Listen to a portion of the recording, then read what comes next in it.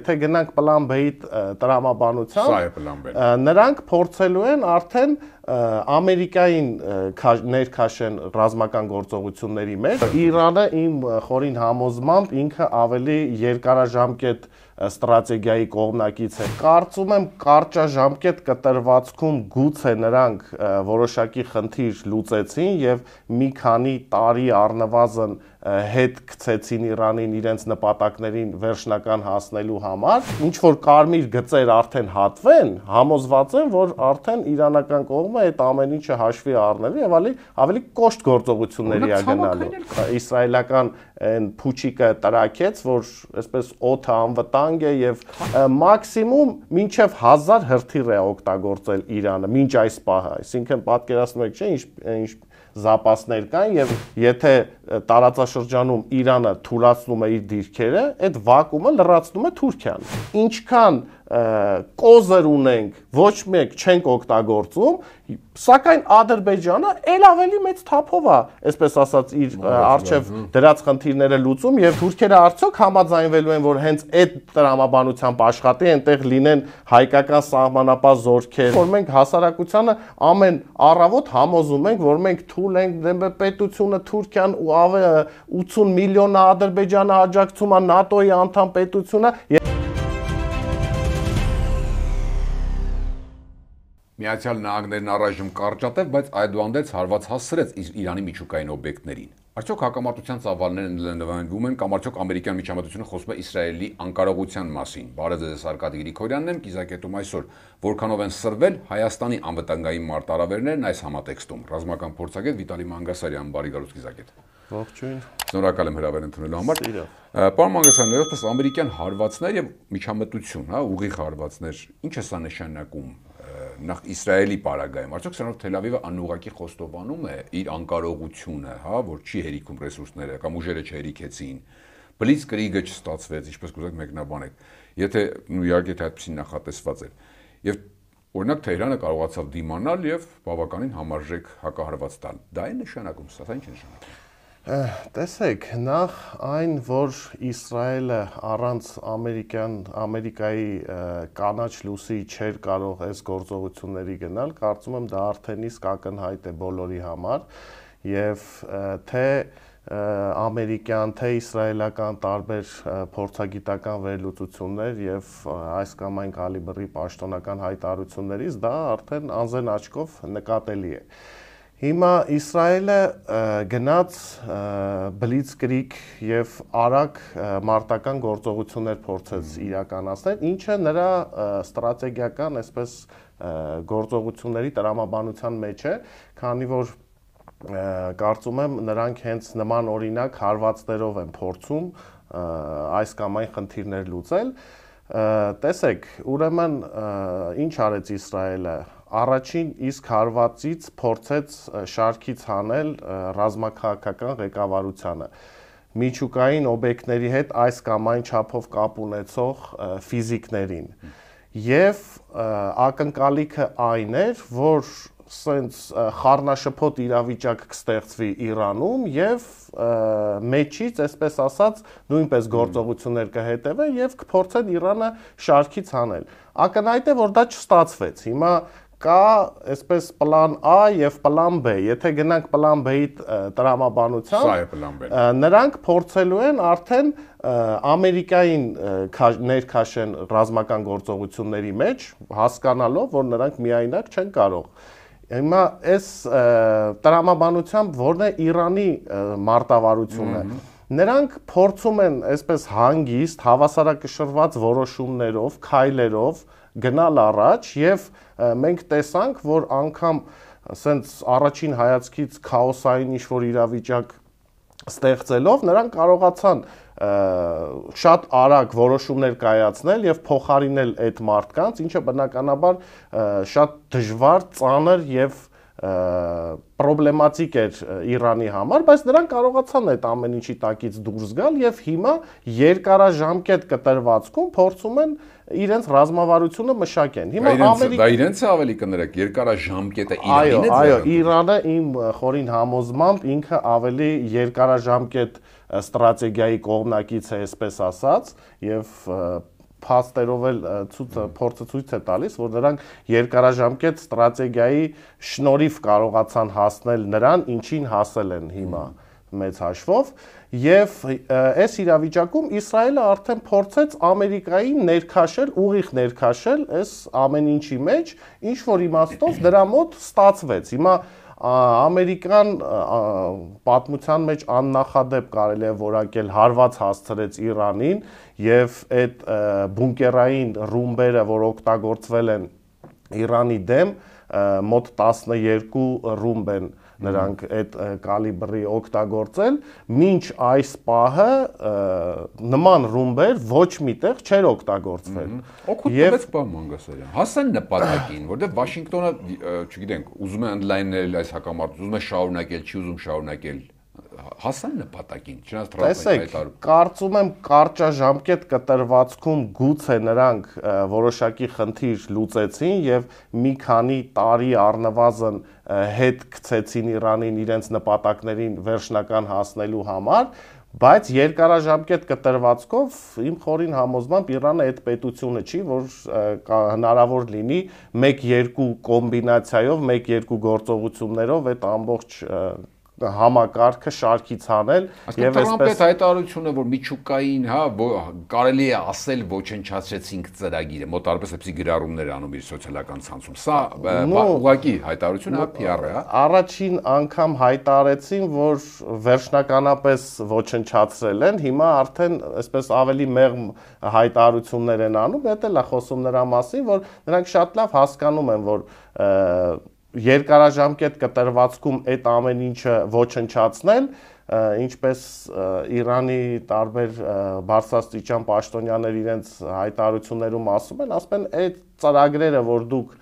այսպես ուզում եք ոչնչացնել, դրանք մեր գլխի մեջ են։ Հիմա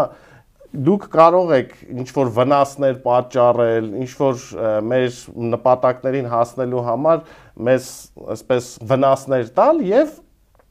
բայց ընդհանուր երկարաժամկետ կտրվածքով շատ քիչ է հավանական, որ կարողանան հասնել իրենց նպատակին։ Տեսեք, այս կոնտեքստում ես ուզում եմ մի կարևոր շեշտադրում անել։ Նախ մենք մինչ այս պահը չունենք ոչ մի փաստ, որ Իրանը, ինչպես նկարագրվում է Միացյալ Նահանգներում եւ Իսրայելում, գնում է այդ ճանապարհով եւ ուզում է իրեն ստրատեգիական նպատակն է միջուկային զենք ունենալ։ Ոչ մի փաստ չկա դրա մասին։ Հաջորդը, ինչու Իսրայելը հենց այս փուլում գնաց այդ գործողություններին։ Տեսեք, հունիսի 13-ին սկսվեց այդ գործողությունները, ընդամենը 2-3 շաբաթ առաջ Ադրբեջանում բացվեց վերջին օդանավակայանը օկուպացված տարածքներում Արցախի, ինչը տարբեր առիթներով մենք էլ մեր հանրային խոսքում դրան անդրադարձել ենք, որ Իսրայելի համար դա որոշակի պլացդարմ կարող է հանդիսանալ այդ օդանավակայանները։ Շատերը մտածում են, որ գործողությունները ուղիղ պետք է հենց Ադրբեջանի տարածքից հրթիռները թռնեն եւ այլն, բայց ընդհանուր առմամբ դա մի անվտանգային համակարգի մաս է, որը օգտագործում է Իսրայելը Իրանի դեմ եւ դրա մասին արդեն իսկ իրանական փորձագետները տարբեր իսկ առիթներով դրա մասին արդեն բարձրաձայն խոսում են։ Կիրառվում է արդեն, հա։ Արդեն կիրառվում է առնվազն հետախուզական ինֆորմացիայի հայթաթման, այսպես իրենց գործակալական ցանցը ընդլայնելու գործում, այսինքն սա կոմպլեքս լուծում է, որը Իսրայելը օգտագործում է այդ տարածքները եւ կարծում եմ Իրանի համապատասխան ծառայությունները դրա մասին ավելի լավ գիտեն, բայց ինչի այս փուլում գործողություններ չեն իրականացնում։ Կարծում եմ դրա բացատրությունն այն է, որ առնվազն դա որոշակի կառավարելիության տիրույթում է դեռ եւ Իրանը ուղղակի չի ուզում իր այս փուլում հենց իր անմիջական հարևանի հետ կոնֆլիկտի մեջ մտնել, բայց եթե ինչ որ կարմիր գծեր արդեն հատվեն, համոզված եմ, որ արդեն իրանական կողմը այդ ամեն ինչը հաշվի առնելու եւ ավելի կոշտ գործողությունների է գնալու։ Ցամաքային էլ կարող է մտնել այդ պարագայում, չի կարող, թե նման բան չի անի։ Իսրայելը ցամաքային գործողություն։ Չէ, Իրանը ցամաքայինով մտնի այդ տարածքներ, թե ուղղակի հարվածներով կանի։ Ադրբեջանական տարածքներ։ Բնականաբար, եթե արդեն իսկ համապատասխան իրավիճակ ստեղծվի, որ պետք է գործողություններ իրականացնել, ես կարծում եմ Իրանը կգնա դրան։ Զորավարժությունները հիշում ենք, էլի Արաքսից այնտեղ, Այո, դա մեսիջները արդեն տարբեր առիթներով դրան տվել են։ Հաջորդ պատճառը ինչի Իսրայելը գնաց այդ գործողություններին։ Տեսեք, 2024 թվականին ուրեմն Իրանի դպրոցական օլիմպիադաներում, միջազգային օլիմպիադաներում ձեռք բերած ցուցանիշները շատ տպավորիչ են եւ նրանք աշխարհում 4-րդ տեղն էին արդեն զբաղացնում ֆիզիկայի օլիմպիադաներում։ Դա շատ կարեւոր ինդիկատոր է, որ այսպես մենք ուշադրություն չենք դարձնում դրա վրա, բայց իմ կարծիքով շատ կարևոր ինդիկատոր է եւ ամբողջ աշխարհն էլ է տեսնում, որ ինչպիսի սերունդ են կարողանում այդ ուղղությամբ նրանք զարգացնել եւ կարելի է ասել արդեն հասել են պիկին, քանի որ այդ 4 երկրների մեջ աշխարհում լինել առաջատար 4-րդ տեղը եւ տարիներ առաջ նրանք կարծեմ 16-17-րդ տեղն են եւ նրանց արդեն հաջողվեց լավ դիրքեր զբաղացնել եւ այս տարի իրականացվող օլիմպիադայում իմ կարծիքով էլ ավելի լավ դիրքեր են զբաղեցնելու։ Հիմա դա էլ այս վերլուծությունն էլ որոշակի պատճառ կարող է հանդիսանալ, որ այն գնահատականի համար, որ Իրանը այսպես մեծ քայլերով է գնում դեպի ֆիզիկայի ասպարեզում իր հաջողությունների հետևից եւ փորձում են կանխել, այսինքն առնվազն հետ գցել մի քանի տարի, այսպես բան անել Իրանին իր նպատակներից հետ գցել։ Այս ընդհանուր կոմպլեքս վերլուծության արդյունքում հիմա գալիս ենք այն եզրակացության, որ Իսրայելը փորձելով բլիցկրիգով արագ գործողություններ իրականացնել, փաստացի տապալեց, նրան հաջողվեց ներքաշել Ամերիկային այս գործողությունների մեջ, բայց արդյոք Ամերիկան երկարաժամկետով կգնա դրան, իմ կարծիքով առնվազն այս փուլում Ամերիկան արդեն այդ մեսիջներն էլ տալիս են, որ նրանք նպատակներ չունեն նման ծրագիր իրականացնել։ Իրանը ոչնչացնելու ռեժիմը փոխելու, ասում են, որ նման բաներ չունենք մենք։ Այո, տեսեք, ռեժիմը փոխելու մասով Նեթանյահուն ինչ ասեց, ասեց մեր նպատակը չի փոխել ռեժիմը, բայց դա կարող է լինել հետևանք։ Այս էլ խոսում են նրա մասին, որ նրանք այս բլիցկրիգով փորձել են այդ խնդիրը լուծել եւ ներսից ինչ որ գործողություններ իրականացնել։ Մենք գիտենք, որ նույն Ադրբեջանը կարող է այդ գործում օգտակար լինել իրենց, քանի որ 5-6 միլիոն համայնք ունեն եւ գիտենք ինչպիսի այսպես քարոզություն են իրականացնում այդ հատվածներում եւ ընդհանուր առմամբ փորձել այդ խնդիրը հնարավորինս այսպես արդյունավետ լուծել, ինչը իմ կարծիքով չստացվեց, սակայն Իրանը այս փուլում հայտնվելով ամեն դեպքում ծանր իրավիճակ է, պետք է արձանագրենք եւ փորձում այս ծանր մարտահրավերը հաղթահարի, բայց լինելով ինստիտուցիոնալ հիշողություն ունեցող պետություն, լինելով այսպես բարձր կամային հատկություններ ունեցող հասարակության այսպես երկարաժամկետ մարտահրավերներին պատրաստ լինելով պետություն, նրանք կարողանալու են այս դժվար իրավիճակից դուրս գալ, այլ հարց է, թե ինչ կորուստներով, ինչը մենք հիմա այս օրերին տեսնում ենք։ Կարճաժամկետ եթե նայենք, մի կողմից Արաքչին հիմա Մոսկվայում է, անընդհատ ինտենսիվ բանակցությունների մեջ է երևում է, բայց մյուս կողմից էլ Իրանից չեն դադարում հնչել հայտարարություններ, որ այ թիրախներ ունենք լեգիտիմ, դա ամերիկյան ռազմաբազաներն են, չգիտեմ Պարսից ծոցում կանգնած ականավիճները եւ այլն։ Կգնա պատասխան թեկուզ այդպիսի նույն չափի հարվածի Միացյալ Նահանգների թիրախների դեմ Իրանը։ Տեսեք, իմ կարծիքով հնարավոր է այս փուլում չգնայել Իրանը, բայց ամեն դեպքում այս երկարաժամկետ ստրատեգիա մշակելու տրամաբանությունից ելնելով նրանք փորձելու են ինչ-որ վնասներ հասցնել, բայց որտեղ կհասցնեն, հիմա արդյոք նպատակահարմար կարող է լինել այս փուլում կոնկրետ ամերիկյան ինչ-որ մի ռազմանավի վնասել։ Ինչ խնդիր ենք լուծում դրանով, եթե ավելի կարևոր խնդիրներ կան։ Հիմա մենք տեսնում ենք, թե ինչպիսի ծանր մեծ դժվարություններով փորձում են իրանական հրթիռները որսալ Իսրայելում ու չեն կարողանում մեծ հաշվով, դա էլ ցույց տվեց, որ իսրայելական այն փուչիկը տրակեց, որ այսպես օդը անվտանգ է եւ տարբեր շատ, հա, դրա համար չեն կարողանում։ Նաև քանակն է շատ։ Իրանը, տեսեք, Իսրայելը գնում է այն ճանապարհով, որ հիմնականում գերճշգրիտ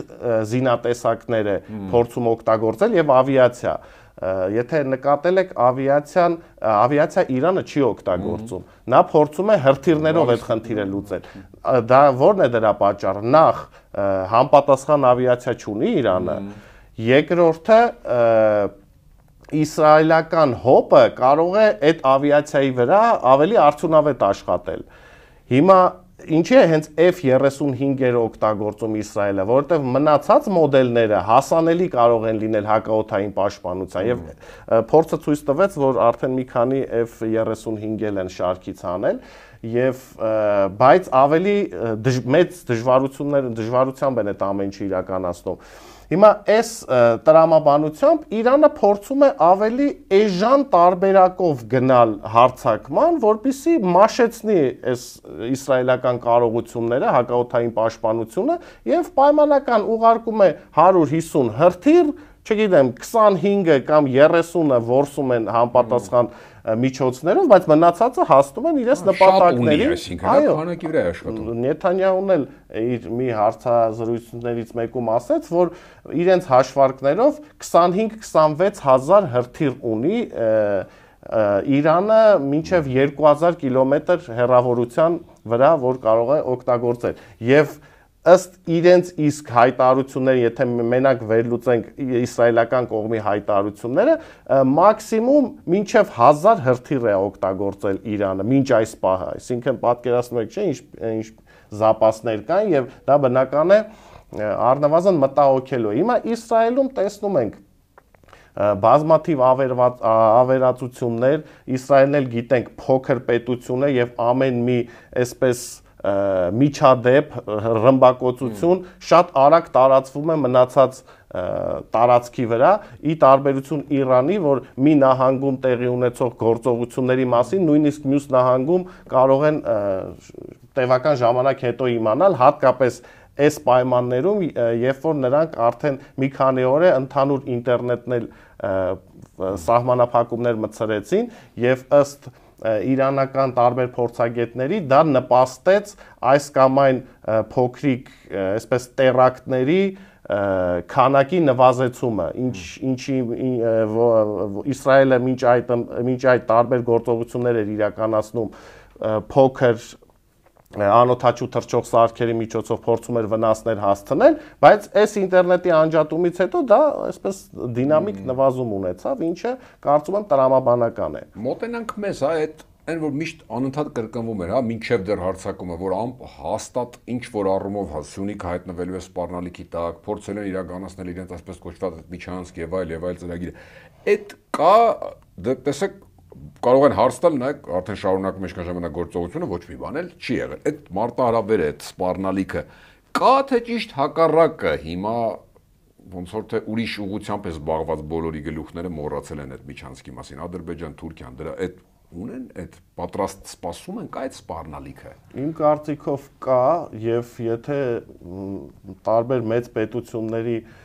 ուշադրությունից դուրս է, ինչպես դուք եք նշում, միջանցքի այսպես կոչված միջանցքի այդ հարցը, իմ կարծիքով առնվազն Ադրբեջանի ու Թուրքիայի ուշադրությունից դուրս չէ եւ նրանք հնարավորինս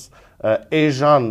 ձևով փորձելու են այդ խնդիրը լուծել, այսինքն նրանք իրենց նպատակից հետ չեն կանգնել։ Հիմա որ ինչքանով կարող են նպաստի այս իրավիճակը, որpիսի նրանք իրենց արժև դրած խնդիրը փորձեն հնարավորինս էժան տարբերակով։ Գիտեք ինչ որ դուք ասում եք, որ տեսեք, արդեն իսկ Իրանը գիտի են իսրայելական, հա, հետախուզական Ադրբեջանի այդ օկուպացած տարածքում օդանավականների եւ այլն, ասեն, այսինքն Իրանի ուշադրությունը ամեն դեպքում այդ ուղղության վրա կա, դրա համար եմ ասում։ Հիմա ավելի արդյոք պրիորիտետների ցուցակում դա այսպես առաջնային է։ Տեսեք, եթե պետությունը ունի էլ ավելի բարձր պրիորիտետով խնդիրներ,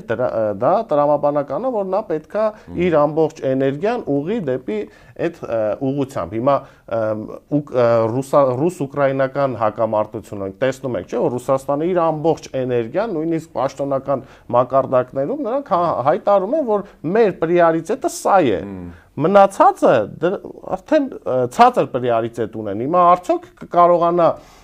Իրանը այսպես ասած իր ցածր պրիորիտետների դաշտում գտնվող խնդիրների վրա ավելի մեծ էներգիա ծախսել, դա բնական է, այս իրավիճակում մենք կարող ենք մտածել, որ ավելի դժվար կլինի առնվազն։ Հիմա ինչ շահեկան դիրքերում կարող են դուրս գալ Ադրբեջանն ու Թուրքիան։ Տեսեք, նրանք արդեն մոտ մեկ շաբաթ է ինչ մեծ զորավարժություն են սկսել Նախիջևանի ուղղությամբ, ընդհանուր առմամբ տարբեր տեսակի զորավարժություններ իրականացնում են, առնվազն ամսվա կտրվածքով 1-2 զորավարժություն իրականացնում են, եւ նրանց նպատակը, ինչպես տեսնում ենք պաշտոնական հայտարարություններից, այդ խնդիրը լուծելն է։ Այդ խնդիրը լուծելուն զուգահեռ նաև լուծել այսպես կոչված ադրբեջանցիների հետ վերադարձի, այսպես արևմտյան Ադրբեջան, այս թեզն են, չէ, առաջ տանում։ Հայտարարություն էլ եղավ իսլամական պետությունների արգոս նախարարների հայտարարություն էլ եղավ, որտեղ նրանք այսպես կոնսենսուս ունեն, որ պետք է տենց լինի եւ կփորձեն ճնշում գործադրել հայկական կողմի վրա։ Այսինքն այս կոնֆլիկտը իրանա-իսրայելական իրենց համար դուր բացում է, հա, հեշտացնում է ինչ-որ առումով։ Բնականաբար Իրանի թուլացումը նրանց համար որոշակի դիրքերի ամրապնդում է ենթադրում։ Այսինքն, եթե տարածաշրջանում Իրանը թուլացնում է իր դիրքերը, այդ վակուումը լրացնում է Թուրքիան։ Հիմա այս գործընթացն է տեղի ունենում, Թուրքիան փորձում է այդ վակումը լրացնել եւ մենք նախ չգիտենք թե Նիկոլ Փաշինյան-Էրդողան հանդիպման ընթացքում ինչ խոսակցություններ, ինչ պայմանավորվածություններ են ձեռք բերվել, որովհետեւ պաշտոնական դեռ ոչ մի բան չկա, ընդհանուր, հերթապահ հայտարարություն ես կասեի, բայց ամեն դեպքում այս ֆոնի վրա Էրդողանը, որ փորձում է Հայաստանի ղեկավարության հետ որոշակի կոնտակտի գնալ, դա առնվազն խոսում է նրա մասին, որ ինքը փորձում է իր դիրքերը այս տարածաշրջանում ամրապնդել։ Այսինքն, եթե հնարավորություն կա ուժեղացնելու իր դիրքերը այս տարածաշրջանում, իսկ մեր իշխանությունների պարագայում դա ավելի հեշտ է, այսպես ասած, իրականացնել, հիմա նրանք գնում են այդ ճանապարհով եւ փորձում են այդ խնդիրը լուծել։ Եվ եթե հարմար իրավիճակ ստեղծվի եւ նրանք հասկանան, որ այսպես ասած ավելի մատչելի ճանապարհով հնարավոր չի այս խնդիրը լուծել, այլ պետք է որոշակի գործողություններ դիմեն, իմ կարծիքով նրանք առանց վարանելու այդ գործողությունների դիմելու են եւ տարածաշրջանային պետությունները զբաղված լինելով մեր բարեկամ դաշնակից պետությունները զբաղված լինելով այլ հարցերով, բնական է նրանց համար այդ գործը ավելի հեշտ է լինելու լուծել։ Այս է ամբողջ խնդիրը։ Պես պարագայում արդյոք կարող ենք Փաշինյանի այց դիտարկել որպես ինչ որ առումով այդ սպառնալիքը զսպելու ցանկություն Երևանի կողմից։ Հիմա այդ այցը ճիշտ է Էրդողանն էր հրավերը արել եւ այլն, այս այցը ավելի մեզ հիմա մոտեցրեց թե հեռացրեց այս մարտահրավերներից, սպառնալիքներից։ Տեսեք, մինչեւ մենք նախ այցի մանրամասների ու օրակարգի մասին տեղեկություն չիմանանք, դժվար է ինչ որ կանխատեսումներ անել, բայց ելնենք այն կանխավարկածից, որ մենք ինչ պոտենցիալ ունենք, հիմա մեր դիվանագիտական բլոկը ինչ պոտենցիալ ունի, ինչ մակարդակի կադրերով է զինված եւ հակառակ կողմը ինչ պոտենցիալ ունի եւ ինչ մակարդակի կադրերով է զինված։ Եվ ինքը կանչեց նաեւ դա ինքը հրավիրեց։ Հիմա մենք կարող ենք մտածել, որ այսպես մեր դիվանագիտական բլոկը փայլուն միտքա ցուցաբերել գնացել է այնտեղ Հայաստանի այսպես աննախադեպ շահերից բխող ինչ որ որոշումներ է կայացնել, բարդ որոշումներ է կայացրել։ Տեսեք, ես տարբեր առիթներով դրա մասին խոսում եմ, մենք մոռանում ենք, որ Նիկոլ Փաշինյանը կառավարության նիստերից մեկի ժամանակ խոստովանեց ու հայտարարեց իր աշխարհի, որ իր կառավարությունը 7 տարի մնացել է նույն դասարանում։ Հիմա այստեղ կարող ենք ինչ-որ հեգնանք բան անել, մտածել, ինչ-որ սարկազմ եւ այլն, բայց ընդհանուր իր ասացի միտքը այն է, որ մենք այսպես ամեն հաջորդ քայլի ավելի վատ որոշում են կայացնում, քան նախորդ քայլիները։ Հիմա մենք տեղումի կառուցվածքի հիմա որտեղ է տրամաբանությունը, որ մենք կարող ենք նման որակի կադրերով բարդ խնդիրներ լուծել։ Իսկ դա բավականին բարդ խնդիր է, այսպես եթե ենթադրենք Թուրքիայի հետ բանակցություններում մենք կարող ենք շահեկան լավ դիրքեր ունենալ, դա բնական է բարդ խնդիր է եւ ունենալով այս ռազմական կարողությունները, այս հոգեբանական վիճակը մեր ներհասարակական, այս պարակտված վիճակը, արդյոք հնարավոր է այս ուժով, այս ընդհանուր առմամբ կոմպլեքս ուժով փորձել այս բարդ խնդիրը լուծել։ Այսինքն խնդիրը Թուրքիան էր ուրեմն լուծում։ Ճիշտ հասկացա։ Այսինքն Էրդողանն էր այնտեղ խնդիր լուծում, ոչ թե Փաշինյանը, եթե վերաձևակերպեմ ձեզ։ Էրդողանը իր, այսպես ասած, առաջարկները հնարավոր է առաջ քաշի եւ այստեղ մենք արդյոք ունենք այն ուժը, որ կարողանանք դիմակայել այն, տեսեք, ուժը ասելով ես նկատի ունեմ համ ռազմական ուժը, համ դիվանագիտական։ Երկու դեպքում էլ, չէ, դիվանագիտությունը ամեն դեպքում ուժեղ է, երբ որ նկատի ունեք Թուրքիայի հետ համադրելով, ամեն դեպքում ու այդ կամային հատկությունները շատ կարևոր են։ Մենք ունենք արդյոք այդ կամային հատկությունները, որ ասենք կարող ենք մենք այսպես ատամ ցույց տալ եւ փորձել մեր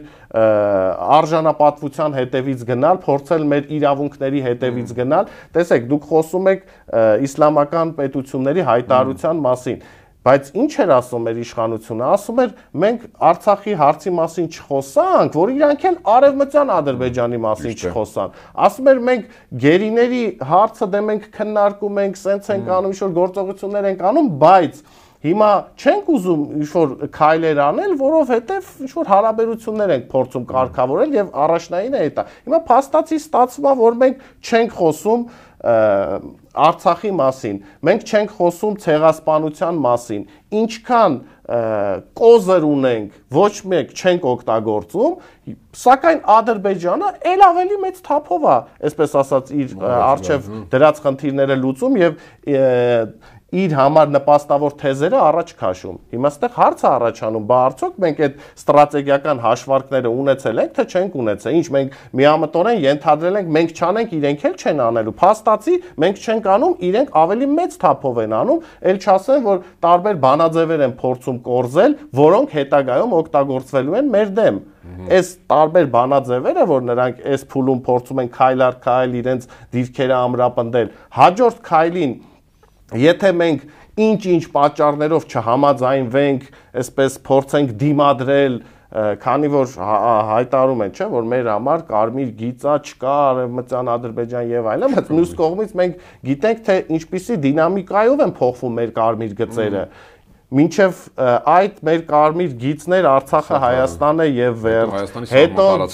փոխվեց այլ դար 21 թվականին հայտարարեցինք, որ մեր համար կարմիր գիծ է, մինչև Ադրբեջանը դուրս չգա Սոտ Խոզնավար այդ հատվածից, ասում եմ մենք բանակցությունների չեն գնա, փաստացի փոխվեց այդ կարմիր գծերը։ Իմիջիայլոց Իրանը, երբ որ այսպես մեծ ինտենսիվությամբ հայտարարում էր, որ մեր համար կարմիր գիծը Սյունիքի հետ կապված հարցը, իմ գնահատմամբ դա չէր հայտարարվում Ադրբեջանի համար, դա հայտարարվում էր Հայաստանի համար, որովհետև նրանք էլ են տեսնում, թե ինչպիսի արագությամբ են մեր մոտ կարմիր գծերը փոխվում եւ նրանք ամեն անգամ շեշտում են, որ տեսեք, մենք այս հարցում ձեր կողքին ենք, հանկարծ նենց չստացվի, որ վաղը մյուսօր դուք փոխեք ձեր կարմիր գծերը։ Իմ կարծիքով դա է, որովհետև Ադրբեջանի դեպքում նրանց նպատակները իմ կարծիքով ակնհայտ են, պարզ են, սահմանված են եւ Իրանը այդ ամեն ինչը շատ լավ հասկանում է եւ այս գործողություններով նա փորձում էր մեր իշխանությունների վրա ճնշումներ գործադրել, որպիսի հաջորդ քայլին չգնան այնպիսի որոշումների, որը վնաս կլներ հենց Իրանին։ Դրա համար այս ամբողջ իրավիճակում մենք պետք է առնվազն ստապ գնահատենք, տեսեք, մեր հարևան երկրում տարբեր այսպես լուրջ բախումներ անձի բունկերային ռումբեր են օգտագործում, Ամերիկայից կործանիչները թռնում հասնում են այստեղ գործողություններ են անում, հետ են գնում ու մենք այս ֆոնին նույնիսկ չգիտեմ, ազգային անվտանգության նիստ, որ մի հատ գումարենք ու մեր հասարակությանը ինչ-որ մեսիջ փոխանցենք, մենք ինչի ենք պատրաստ ամեն ինչ ամեն օր անում ենք, ու ասած խնդիրը այդպեսին չենք տեսնում, էլի մի տեսակ հանգիստ էր, այսպես հանգիստ էր։ Տեսեք, հիմա այս լուրջ գալիս իրավիճակում այս հանգստություն ցուցաբերելը ու ոչ մի գործողություն չանելը, այստեղ հարցեր են չի առաջանում, բա մենք ինչ որ սցենարների դեպքում ոնց ենք մեզ պահելու, ոնց ենք մեր հասարակությունը ինչ գործողություններ ենք անելու, մենք տեսնում ենք թե տարբեր մայրաքաղաքներ ոնց են հրթիռակոծվում։ Հիմա մենք մեր սցենարներում պետքա ունենանք, որ ինչ որ Աստված չանի գործողություններ լինեն, մենք մեր ոնց ենք պահելու, քաղաքապետարանը ոնց է պահելու, ուժային տարբեր կառույցների ոնց են պահելու, ով որտեղ է լինելու, այս ամեն ինչը ենթադրում է առնվազն զորավարժություններ իրականացնելու այսպես պլանավորում, որ մենք ունենանք, բայց ցավոք սրտի վերջի 4-5 տարվա մեջ մենք ոչ մի զորավարժություններ չենք իրականացրել։ Վերջինը Փաշինյանը Ստամբուլում հայերի հետ հանդիպման ժամանակ այդ ասած թուրան ենք ստեղծել, դրանից վախենում ենք, գնում են, թող ուզում են գնան, թող գնան, ինչ կա դրա մեջ, ինչ իհարկե ասած միջանցք չի դե հայկական խաչմերուկն է եւ այլ շատերը սրա տակ քողարկված հա կանաչ լույս տեսան այդ միջանցքի մասով։ Դուք եք այդպես կարծում ու էլի դա կարող եք այն կարմիր գծերի տրամաբանության մեջ դնել, հա, ճիշտ եմ հասկանում։ Դրանով է պայմանավորված այդ մտահոգությունը։ Մարդը առերևույթ ասում է միջանցք, ճանապարհ է, թող բացվի, ինչ է եղել, չբացվի, մենք էլ կօգտվենք եւ այլն։ Դե եթե գալիս ենք այն տրամաբանության, որ ճանապարհ է, թող բացվի գնամ, ուզում եմ մեր հետևորդներին էլ հիշեցնեմ, որ մենք Թուրքիայի հետ որպես այդպիսին ճանապարհներ չենք փակել, որ մի հատ էլ բացենք։ Ուղղակի դա էլ չքննարկենք, ով է փակել, ով է բացել։ Չենք քննարկում, լավ, չենք քննարկում, մոռացանք, մենք ենք փակել։ Հիմա ուզում ենք բացենք։ Եվ այդ ճանապարհը վերահսկողության խնդիրը առաջանալու, չէ։ Հիմա ինչ, մենք sense միամտորեն մտածենք, որ ինչպես պայմանական Վրաստան Հայաստան սահմանն է աշխատում կամ Իրան-Հայաստան սահմանն է աշխատում, թուրքերը համաձայնվել են, որ մեր սահմաններն էլ ու դեպի այդ այսպես կոչված միջանցքն էլ այդ նույն տրամաբանությամբ աշխատի։ Մաքսատուն եւ այլն, ճիշտ եմ հասկանում։ Այո, բայց թուրքերը արդյոք համաձայնվելու են, որ հենց այդ տրամաբանությամբ աշխատի, այնտեղ լինեն հայկական սահմանապահ զորքերը, Մաքսայինը եւ այլն։ Մենք գիտենք, որ նոյեմբերի 9-ի փաստաթղթով այնտեղ պետք է ռուսական ուժերը որոշակի գործողություններ իրականացնեն։ Հիմա արդյոք փորձ չի կատարվում այս ռուսական ուժերի փոփոխության տրամաբանությունը քննարկել։ Հիմա թուրքերը կարող են ինչ-որ հարմար պահի ասեն, դե հիմա այնտեղ ռուսական զորք պետք է լիներ վերահսկողությունն անը, դե բեր մենք վերահսկենք, ինչ տարբերություն է, նա ամեն ինչն էլ կարգավորենք ու այս տրամաբանությամբ երկարաժամկետ կտրվածքով ամեն ինչ որտեվ դրան է տանում, էլի ձեր Փաշինյանի ասած հայտարարությունը, որ բացենք, դե հիմա միջանցք կա, էսա ոնց ուզում եք, չէ, միջանցք չի, ոնց ուզում եք մեկնաբանեք, թող Թուրանի ճանապարհ լինի, իրանք գնան, իրենք գան, այսպես էս աճպարարությունը, որ տեղի ունենում, մենք գիտենք, որ ինչ ողբերգական հետևանքներ կարա բերի, էլ չասեմ, որ այսպես զրոյական կետից սկսելու ինչ որ տրամաբանություն ենք քննարկում, իսկ ընդամենը 4-5 տարի առաջ մենք տեսանք ինչ ողբերգական իրադարձությունների հանգեցրին, երբ որ ինչ-որ զրոյական կետից սկսեցին գործողություններ անել։ Տեսեք, իրականում իրավիճակը շատ բարդ է, շատ ծանր իրավիճակում ենք մենք եւ պետք է կարողանանք ստրատեգիական հաշվարկներ իրականացնել եւ փորձել գնալ հնարավորինս այսպես արդյունավետ ճանապարհով, բայց կարող ենք արդյոք մեր ունեցած այս ներուժով մենք այդ բարդ խնդիրները լուծել։ Եթե մենք ունենք նման դիվանագիտական բլոկ, եթե մենք ունենք պաշտոնյաներ, որոնք իրենց տեղում չեն, 7 տարի նույն դասարանում են մնացել եւ այսպիսի ներուժով ենք փորձում այդ բարդ խնդիրները լուծենք, արդյոք դա մեծացնում է հավանականությունը։ Պարզա որ մենք ավելի մեծ խնդիրներ ենք ունենալու։ Այստեղ Էլ չասեմ, որ ոչ մի հասարակության հետ աշխատանք չի կատարվում, այսինքն զորավարժությունն է կատարվում։ Այսինքն մենք այս պարակտում, այս եկեղեցի պետություն, այս հարաբերություններ, այսպես փոքր puzzle-ը որ հավաքում ենք, տեսնում ենք, որ ամեն մի հաջորդ քայլին մենք ավելի ենք թուլանում, քան նախորդին ենք։ Հասարակությանը ինչի ենք պատրաստում, չենք պատրաստում դիմադրելու, հա, հակառակին ենք։ Հակառակին է, փաստացի այդ գործընթացն է տեղի ունենում, որ մենք հասարակությանը ամեն առավոտ համոզում ենք, որ մենք թույլ ենք պետությունը Թուրքիան ու 80 միլիոն Ադրբեջանը աջակցում է ՆԱՏՕ-ի անդամ պետությունը եւ այս քարոզությունը որ տեղի է ունենում, բնական է մարդկանց մոտ այսպես պայքարելու ցանկությունն է վերանում եւ մենք տեսնում ենք տարածաշրջանում ինչ ողբերգական իրավիճակներ են լինում այն երկրների հետ, որոնք այդ ցանկությունը էլ չեն ունենում։ Բնական է դժվար է լինելու, ոչ մեկ չի ասում որ հեշտ խնդիր է դա, բարդ ու դժվար ճանապարհ է պետք, բայց ով որ չի ուզում այդ ճանապարհով անցնելու ցանկություն չունի, հանձնվում է, չգիտեմ, փորձում է այսպես հետ քայլ կատարի նահանջի եւ այլն, ապա փորձը ցույց է տալիս, որ մենք այդ երկրները ընդհանուր քարտեզի երեսից են վերանում եւ այնտեղ մաս են լինում, ինչպես Սիրիայում մենք տեսանք Ես պետք է ասեմ, հիշենք Ասադի ու Էրդողանի ոչ պակաս բազմապատիկ լավ արել։ Այսպես ժպիտներով ողջագուրելով հասնել այդ հարաբերության մակարդակին եւ տեսանք թե ինչ եղավ, այո։ Շատ շնորհակալ եմ հետաքրքիր զրույցի համար։ Հիշեցնեմ, Կիզակետում այսօր ռազմական փորձագետ Վիտալի Մանգասարյանն էր, Կիզակետի թողարկումներն ուշադիր տեսանյութ դիտելու համար առաջարկում եմ բաժանորդագրվել մեր YouTube-յան ալիքին։ Կհանդիպենք։